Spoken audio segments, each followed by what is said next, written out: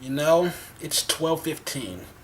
That is significant because this is the earliest I've ever been home on a Saturday. In fact, I might even upload this before I go to bed. That's how early I am. I'm so used to like going to sleep at 4 or 5 o'clock in the morning on a Saturday. So this is the I've never come home from work feeling like this energetic and hyped up. Those words just seem a little too hyperbolic. I mean, it's not like I feel like I could run a marathon or anything, but I didn't trudge home. I had a bounce in my step. I don't feel like I'm about to collapse. I feel like I could stay up a couple more hours without getting even woozy. Which, for a Saturday, that's so strange. I've been here 2.5 years, and this is the first time I've ever clocked out before midnight on a Saturday.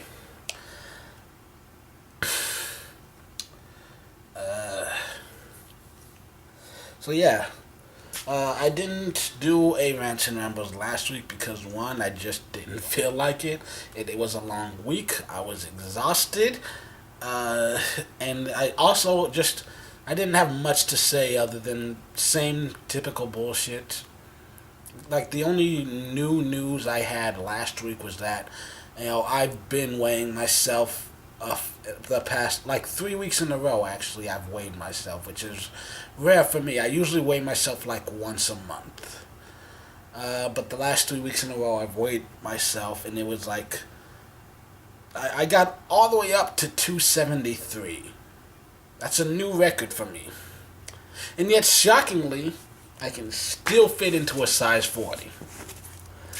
Because the last time I weighed this much was high school. I maxed out at 263, and I wore a size 44, but they had an elastic waistband, and yet here I am just straight 40, and it's got a little extra wiggle room in it. So my waist is like 38, 39 inches right now, and yet I'm still 270 pounds. So I feel.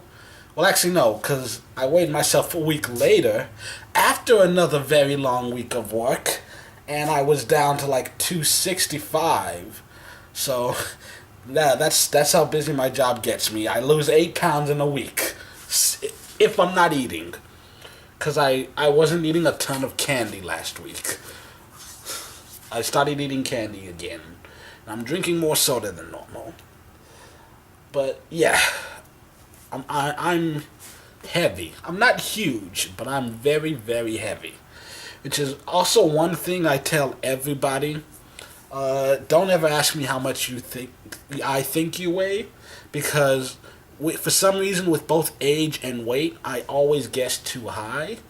And I know with weight especially, it's because I'm just a very heavy set person. I've got a thick bone structure. I've got muscle mass, which people just keep not believing me. But I do have muscles. And, I think when I look at other people, like I kind of judge how much they weigh based on like how much I weigh, and just in comparison to that, and I always end up guessing way too high. Because, like, for me, like, you look at a guy my height, like my height, my pant size, how much my stomach sticks out, you look at all these factors, the majority of people who try to guess my weight, they don't even get above 200. And they're always shocked when I tell them what the actual number is. According to like doctors, I don't know if any of this has changed, because the last time someone actually told me this was like 10 years ago. So I don't know if the rules have changed or whatever, but there's like this BMI chart, body mass index, that tells you how much a normal human is supposed to weigh, and someone my height is supposed to be like 170. But in my adult life, like over the age of 18, the only time I've ever been under 200 was when I was homeless and malnourished, and I became lethargic. Like for me, I don't feel comfortable unless I'm at least 200. Like 200 is a comfortable weight. Above 220, I usually start getting worried. But in this case, like I didn't even notice that my weight was getting so high, because my butt keeps shrinking. which most people, they're happy about that. But I'm black.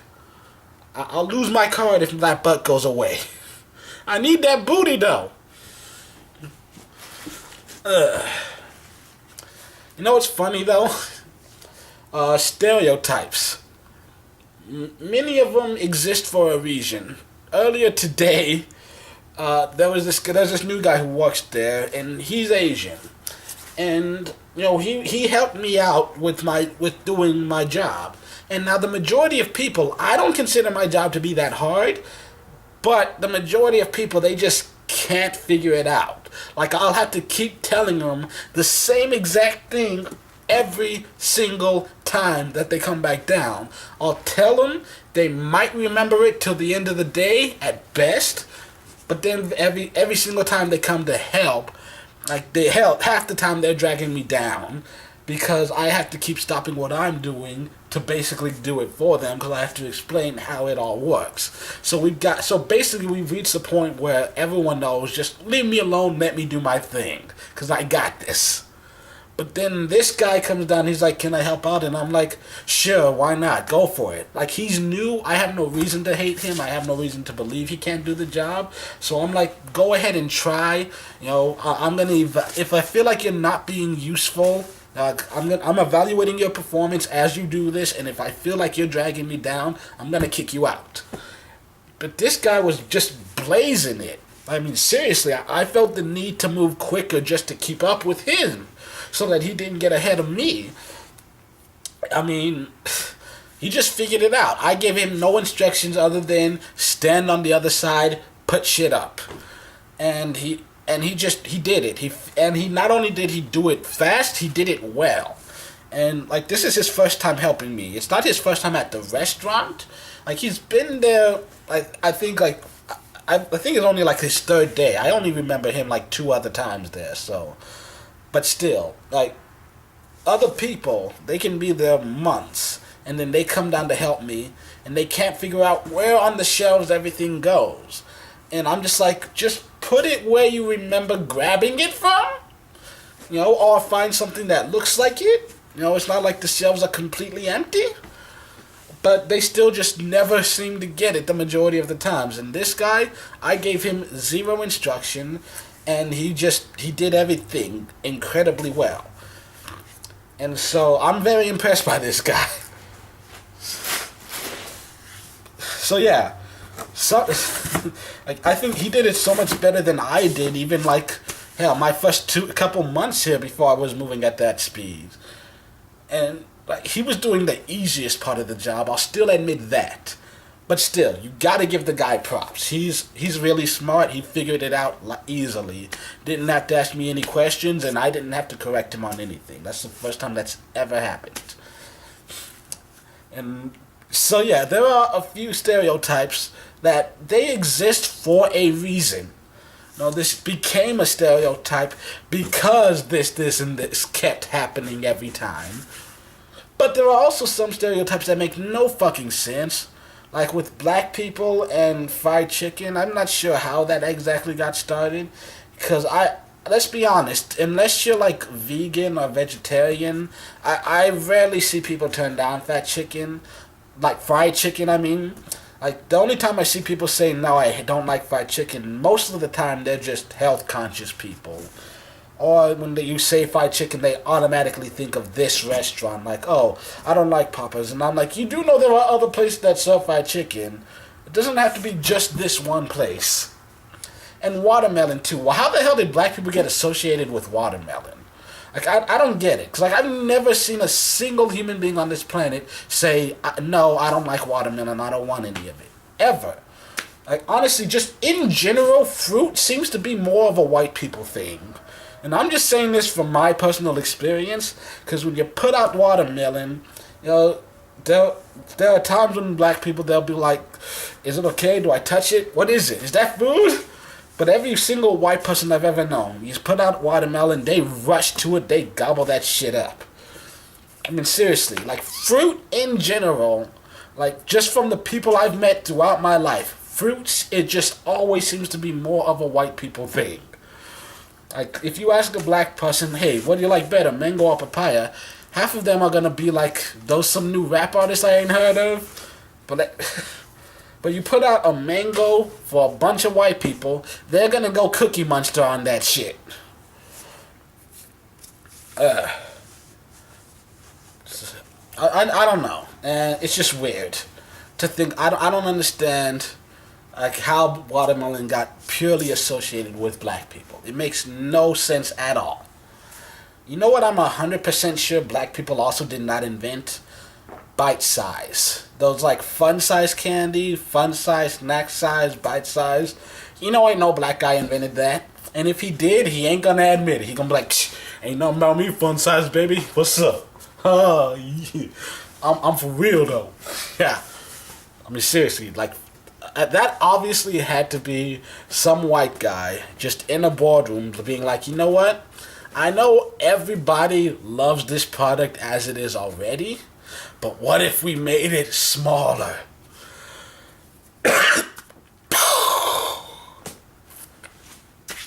Because seriously, there's nobody in the hood talking about, you know what? I love this chocolate bar, but I wish there was less of it. It's just so stupid and ridiculous.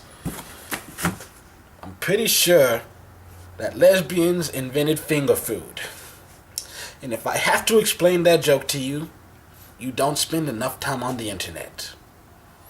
Either that or you're 4 years old. In which case you probably should not spend any time on the internet. It's a scary place. So yeah. I want to update you on some stuff, but I'm not going to just yet. Just so you know, things in my life are mostly progressing. But if there is one thing I could say, honestly, this is about to go down a dark road. I do have one negative thing I would like to say. So if you feel like just, going to bed in a good mood or whatever, if you don't want to hear some harsh reality shit, go ahead and turn off the video. I'll see you next week. But there is one thing that's just bothered the hell out of me recently. I expressed some frustration in, the difficulties progressing forward in the pursuit of a dream. And someone was like, oh, just try to remember in a few years you're going to be having dinner with Stan Lee and blah, blah, blah. And honestly, that is the worst advice you can ever give anyone. And it always pisses me off. Always. Like, especially like in high school, like I was that guy that every single time, girls would always turn me down, nobody wanted me, and the same advice that every single human being kept giving me is like, oh, 10 years from now, you're the exact kind of guy that girls will go after. And here's why that advice is just horrible and why no one should ever say that to anyone. One, how the fuck does that help me now? How the fuck does that make my life any better now? How the fuck does that make me feel any less shitty right now? It doesn't. It really doesn't. Second of all, it's just not true. Because 10 years from now, first of all, no one can tell the future. If we could, so many more people would be winning that lottery more often.